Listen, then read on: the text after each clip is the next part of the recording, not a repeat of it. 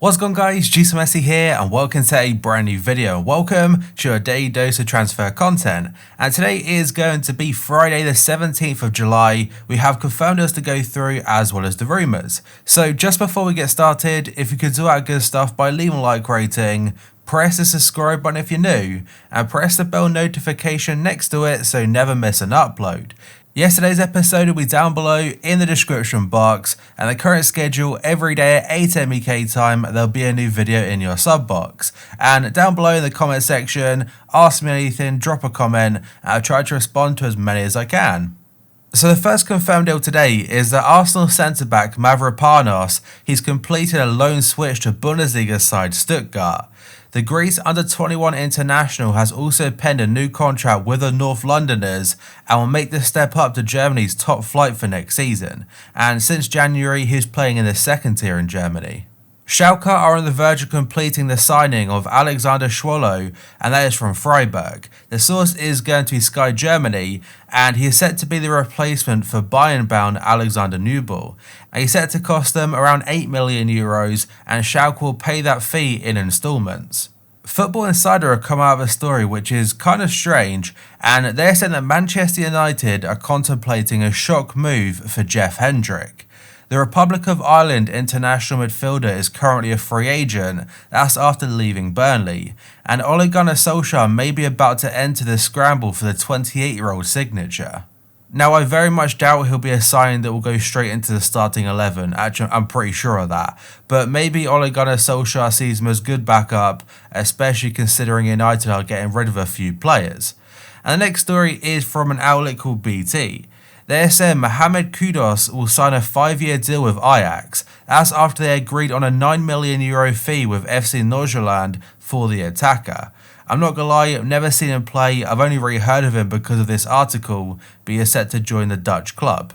Goal.com are reporting that Arsenal have held talks over a move for Malang Sarr, but have yet to table a contract offer to the 21-year-old defender. Sarr is currently a free agent, having come to the end of his contract with Nice, and he has got several clubs across Europe chasing his signature. And Mikel Arteta did say on Wednesday morning, or Wednesday night should I say, after a game against Liverpool, that he wants to improve the squad, but the lack of funds is really concerning. So quite possibly a move for Malang Sarr on a free, it could be quite beneficial, and he can play centre back as well as left back. The next story is from the Birmingham Mail. They're saying Pep Guardiola is open to bringing Aston Villa's Brazilian midfielder Douglas Luiz, who is 22, back to Manchester City when the window reopens in July. And that's a transfer that it would surprise a few people, and I think he made the move to Villa from City about this time last year. Joe Hart is not yet close to signing with Celtic, according to the Daily Record. The ex-Manchester City goalkeeper has been linked with the Scottish Giants, but Celtic do not have a shot stopper at the top of their transfer priorities. They're still trying to work out a permanent deal, I believe, for Fraser Forster, or that might already be done, or at least they're trying to get him for next season as well. A story I mentioned a couple days ago is that Arturo Vidal, he's attracting a lot of interest from Inter Miami, and Don Ballon are following this up now by saying that the midfielder, he's officially been offered a contract by Inter Miami.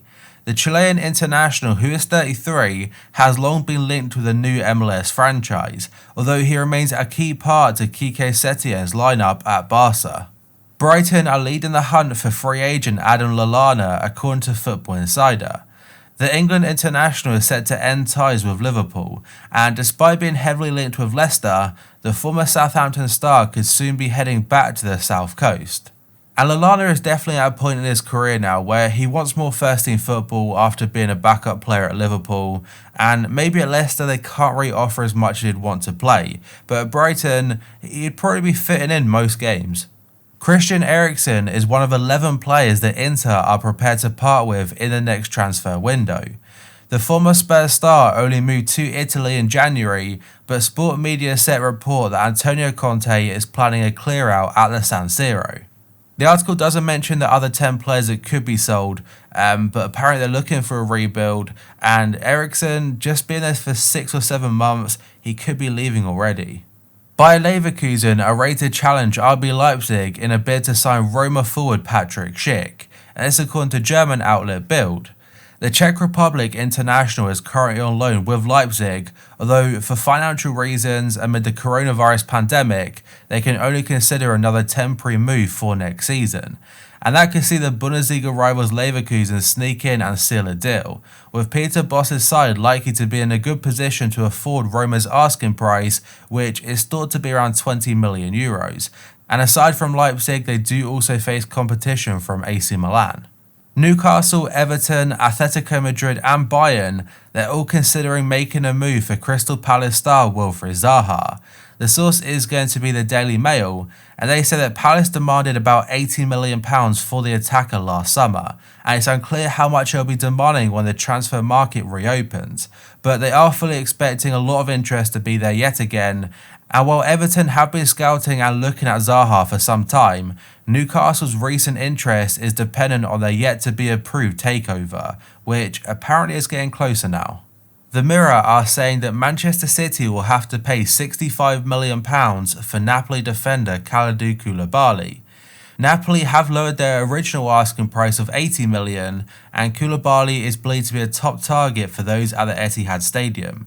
And this is following the reversal of their 2-year Champions League ban. And I have said it a few times now since it was uplifted that I think City will be very busy this transfer window, and I would be pretty surprised to not see Koulibaly at Man City next season. I think they'll get that deal over the line.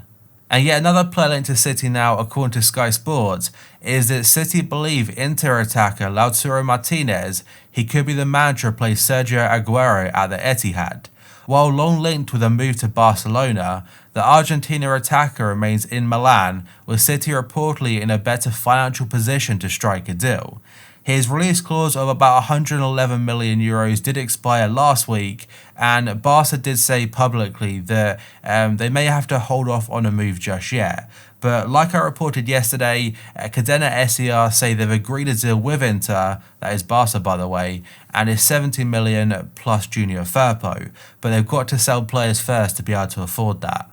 Borussia Dortmund are expecting a €120 million bid from Manchester United for Jadon Sancho, but there is like a if to this, is only if United qualify for next season's Champions League. The club has also set aside the money for Sancho prior to the pandemic apparently, that is United, and the source is going to be Sport Bild. So United can afford the transfer, but a lot of it does depend, or if not all of it, it depends if they get top 4 or not. And right now I think they're sat in 5th, but Leicester have got to win their final games. Bayer Leverkusen are still unwilling to move on their €100 million valuation of Chelsea target Kai Havertz, but they are now open to accepting bonuses and add-ons as part of the sale. This according to CF Bayern, again I say it every time, very reliable, and he works for Bild. And Kicker in Germany add on top of this, saying that Havertz has made a decision over his next club. The German midfielder wants to go to Stamford Bridge and link up with Timo Werner. But any transfer for Havertz, it will likely come after Leverkusen's Europa League campaign is finished, and that concludes about this time next month. So it looks like very good news for Chelsea fans. Like if they actually have a transfer window of improving the defence, which I think is a key area, as well as bringing in Havertz, Ziyech and Werner, is so impressive.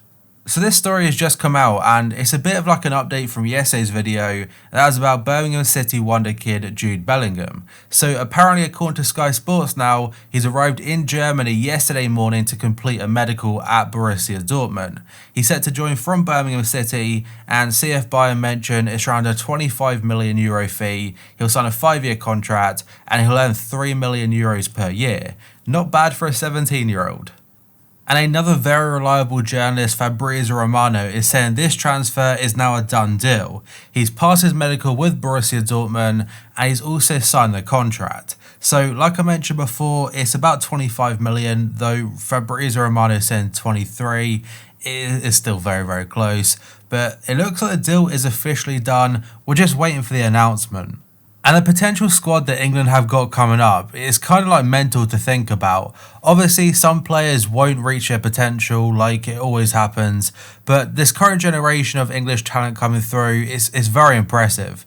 Obviously, the main one is Jadon Sancho, but you have the likes of Mason Greenwood, Jude Bellingham, there's Trent Alexander-Arnold, Saka from Arsenal, so many players. I just hope they continue doing what they're doing and then reach that same level with the national team.